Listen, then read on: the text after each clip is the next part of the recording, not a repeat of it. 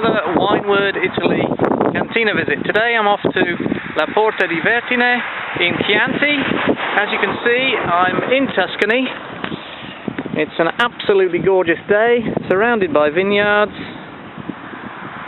Down there, Valdarno. I'll be heading down that way, crossing the hills in the distance. Those are the Chianti hills, and the Gaiole is away there to the south. So I'm looking forward to this interesting day out. I'm also stopping on the way to get some good olive oil, so I'll see you later. Well, here I am in the centre of Gaiole in Chianti. It's a fantastic sunny afternoon, and I've arrived at the time of the local palio. If you look around, you can see the different colours of the Rioni. There's San Andrea over there, Maceto over this side, and at the top of the village there was another Rione. So I'm just going to take a little walk through town. I've got a bit of time. I'm a bit early for my meeting with Giacomo at La Porta di Vertine. So I'll just have a look at the town, show you a few of the beautiful streets and the colours during this festival. It's quite a cool corner. Shows the old public water supply, installed a few years ago,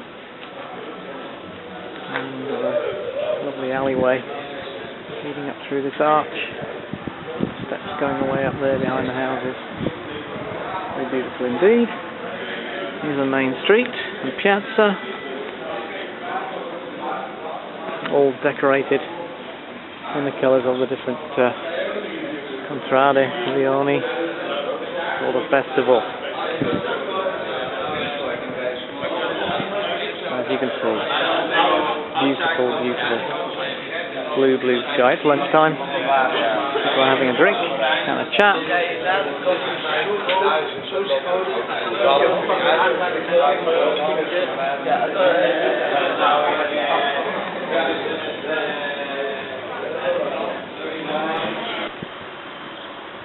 Not much water in the river. There's down there. There's a little bit, but it hasn't rained for a good month. But alongside the river here, very beautiful, all decorated. These lovely old houses with terraces, balconies hanging out across the water. People are washing out to dry. A little terrace at the bottom. Probably in the past they would actually wash stuff in the stream.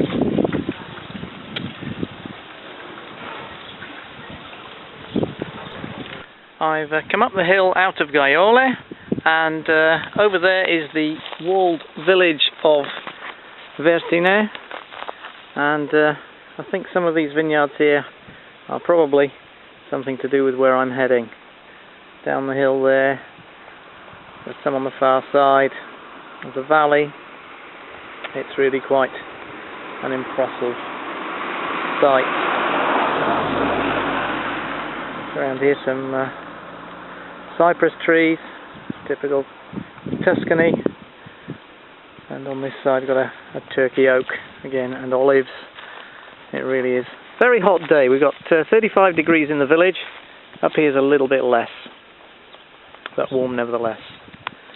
The tower, gateway to the old walled town of Vertine, framed nicely with the olives.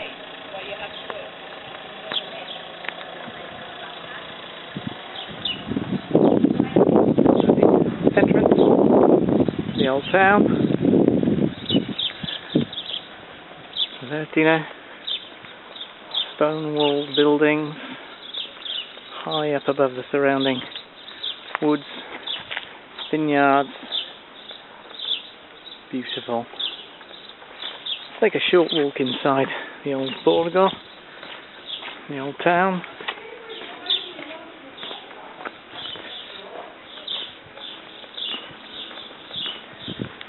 Narrow gateways, narrow streets. You can hear birds singing and people's voices as they're enjoying their Saturday lunch. Saturday afternoon, and the street goes on down, and a view out the back of the town as well. peaceful, beautiful place up here. A house set back up some steps. Really a world that in many parts of Europe you don't see anymore. Something as well preserved as this. And it's beautiful without being quaint and false.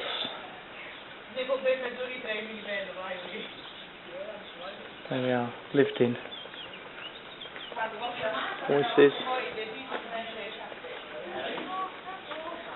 And a cicada in the background.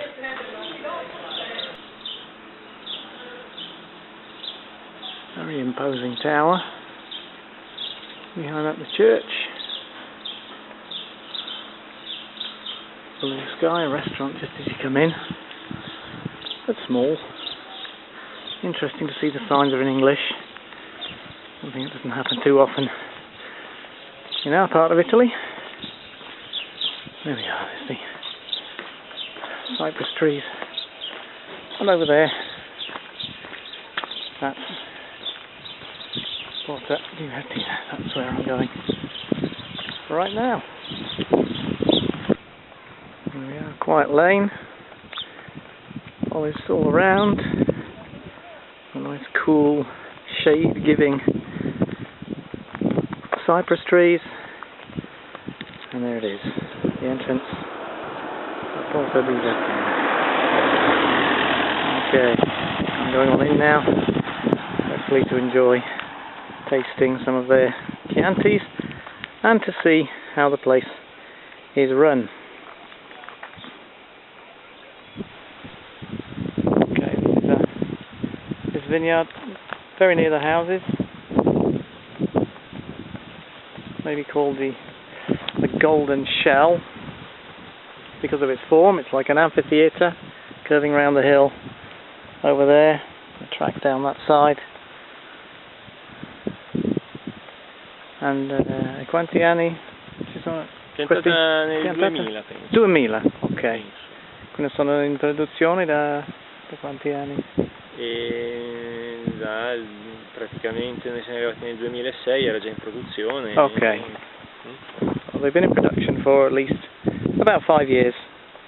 Planted 11 years ago. Over here are the cows. What's the point? Well, yes, they look pretty. As Giacomo just said, it's very picture postcard. But there is a very, very good function.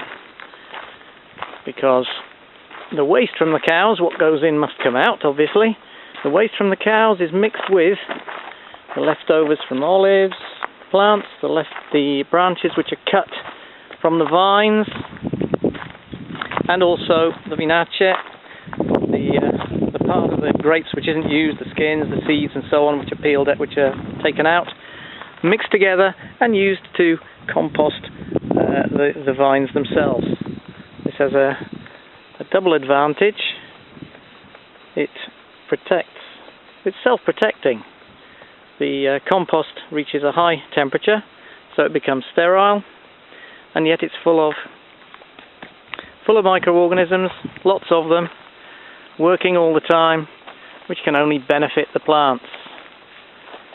Whereas if you have a sterile environment, the smallest thing introduced from outside can cause an outbreak of some kind of unpleasantness, some mold or a virus or something which could easily spread through into the wines and certainly into the vines. But as you can see, it's all hand done here, and the cows very peaceful, just looking as they do. In fact, when I was young, we used to call them lookers because they're peaceful creatures. I'm down now at the bottom of the amphitheatre, if you like, at the bottom of the shell. This side, there's the Cabernet going up there. This part in the shadow, well not in the shadow, but in the dip. On this side here, and the lot, and then all the Sangiovese going away up the hill. Now, look between the rows. We can see straw. There, cut and left. Now, many vineyards have grass between the rows. Here, yes, there is grass.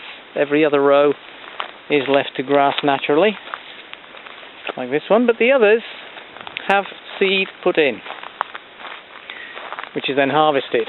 What's the point? Well, the point is all part of the biological plan. Rain runs downhill and runs off soil, especially dry, rocky soil. Let's take a bare patch here. It's pretty dry. There's no plants there. The rain just runs straight off, carrying stones and sand away. But if you put plants in, particularly strong seed crops, cereals, they have relatively deep roots. They open up the soil and carry and therefore allow oxygen down to a deeper level, providing a lot of goodness. The slope doesn't help the grower either, although it's good for the vines. It doesn't help the grower because you'll often get poorer growth at the far end and better growth down here at the bottom of the hill, because that's where the water comes to.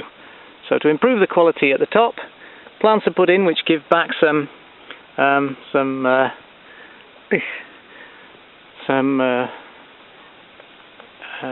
chemical into the soil. So there's a boost of growth at the top, and at the bottom they're left to grow naturally with the extra water which arrives down here. So the whole picture is biological. It's not just a following the rules game. Giacomo's just said to me that the standards they expect here are far greater than those set down by law, which causes complications and hard work, but at the end it's worth it for this company. And down further from the bottom of the cone, if you like, the bottom of the amphitheatre, where there are some banded sienna pigs. All this because they've got this, they're black pigs, but they've got this band around the middle. We're in the olive grove down at the bottom here. Very interesting, a bit like the saddleback, but in reverse.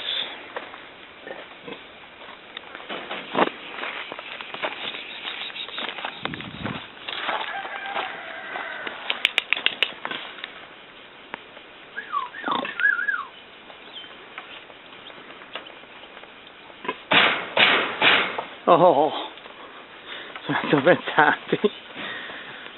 All having a snooze. Giacomo's woken him up.